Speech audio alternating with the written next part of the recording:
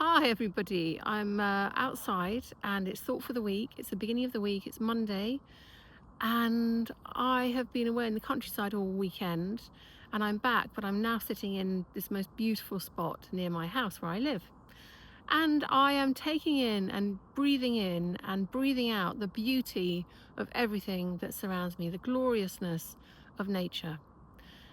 And I think that I head up a eco group in my parish, and I think it's incredibly important that all of us as human citizens do our part. You can hear the geese over there agreeing with me. Do our part to make sure that we can pass down the legacy of this beautiful planet, this beautiful earth, to our children. It is absolutely despicable that we have managed to get things in the state that they're in. And it's really our duty and our responsibility going forward to try to fix that. I don't know how we're going to do it. I think the only way we can start doing it is by each person actually taking responsibility for their own output and input. And by that I mean recycle, clear away your rubbish, take your rubbish home with you, pick up other people's rubbish, tell people that they shouldn't be throwing things out of their cars. I'm not saying go up to them and just be confrontational about it. So when I sit in my office, my study, and I'm writing and I'm working, lots of people park along my street, and it's a very beautiful conservation street and it's in a very pretty little village. And they still manage to clear out their cars, whatever rubbish they've got in their cars, and they throw it out onto the street. And that could be cans, it can be packets, crisp packets, muffin packets, anything, any garbage, any rubbish, plastic, metal, whatever it is that they have in their cars. They can just as easily drive home with it, and much more easily put it in the recycling when they get home and sort it out responsibly and properly. But no, they think it's absolutely fine to just chuck things into the street, onto the pavement, into the road, whatever it is. And my friends at the weekend said to me, Lisa, do you go over there and tell them off? Do you go and tell them in a kind of school teacher's, school mistress's voice, how dare you do that? Pick your rubbish up, take it home with you. And I said, no, I don't. I wait for them to leave and I'll go and pick it up and I'll put it into my bins. I don't do it for the simple reason that I know that the kinds of people probably that do that kind of thing would be the kinds of people that might throw a brick through my window or put some dog poo through my letterbox or something horrible like that. So I'm not going to risk it because then obviously they'll know exactly where I live. But I do my best to make sure that all of the people I come into contact with in my parish, the youth groups, the congregation at the church that I volunteer at, and anybody else knows that it's really important that we do things sustainably and that we do things which are going to be good for the environment, be positive for local people and for the world in general. So my thought for the week is really based around that. And I really feel that as a citizen of this planet, it is each of our individuals' responsibility to try to follow a kind of code of conduct about what we should be doing and that we should be doing it all the time, basically. So yes, that does mean picking up other people's rubbish.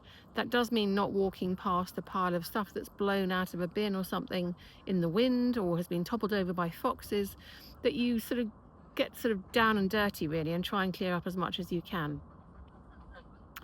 Report fly tipping and just generally clean up after your dogs, all that kind of stuff, but just make sure that this planet has got some sort of chance of actually thriving rather than just merely struggling and clinging on for survival.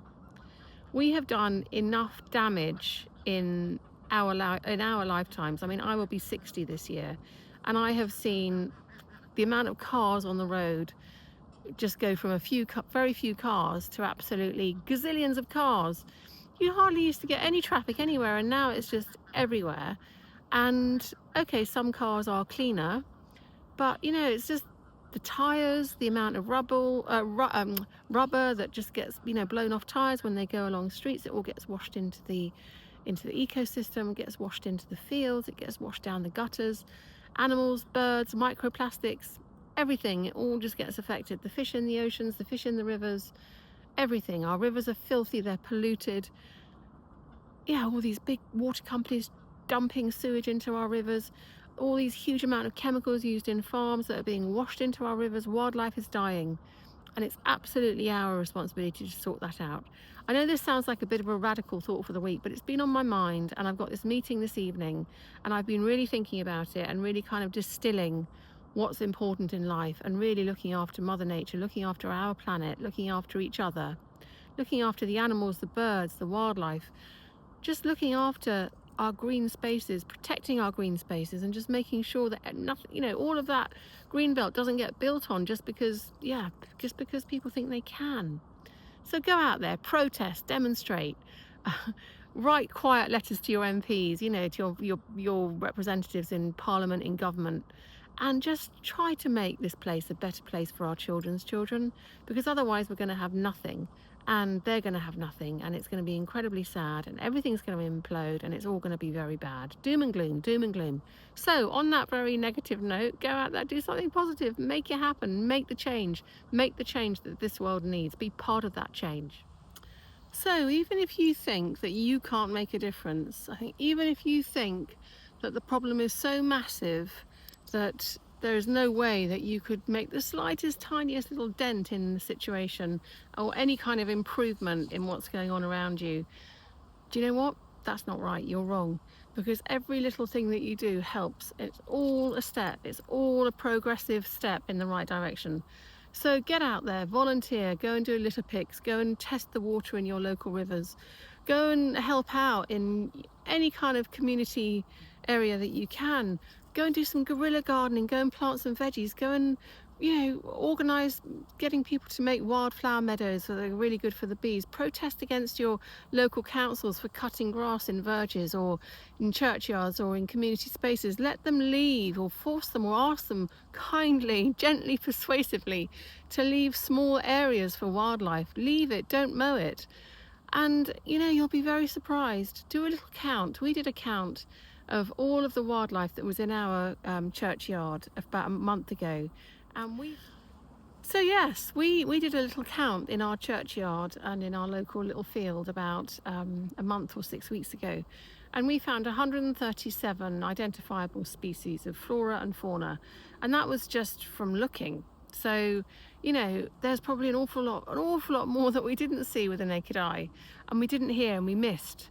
And we're going to go back in a month or so later on in the season to see if if it's changed and if we spot any more stuff. So it's really, really important that we protect all of that, and that we look after it, and we nurture it, and we love it, and we take care of it, and we help it to flourish, and just help it to get really, really healthier, stronger, and a bit more diverse.